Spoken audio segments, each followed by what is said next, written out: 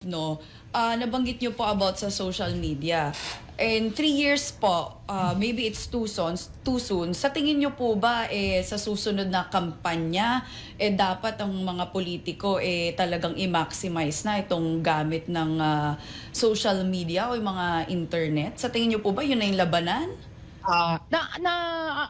Kumbaga gusto nilang gamitin ng internet kasi social media kasi cost effective. Kumbaga magpo-produce ka lang ng mensahe tapos yung pagpapalaganap madali, no? In 1 hour pwedeng mag-viral. Pero syempre gagastos ka rin ng mga expert. Sana hindi yung magmamanipulate, sana hindi expert sa disinformation. Yung gano'n ano.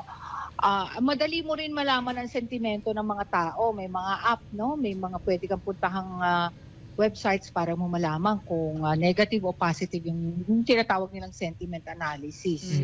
Kung ba, may sinabi ka o pinag-uusapan ka ba, yung Google Trends, halimbawa, no?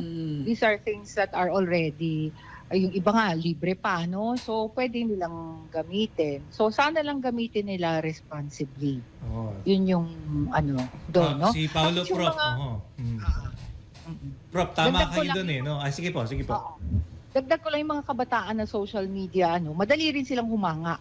Halimbawa dun sa mga hinahangaan nilang politiko, may ginawa, may sinabi, pero madali rin silang mag-cancel.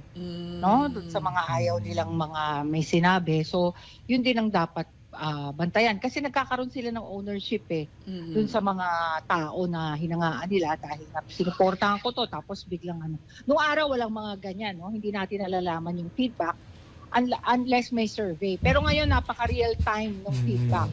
So talagang magbabago ang terrain ng pangangampanya, ng pagmumulitika.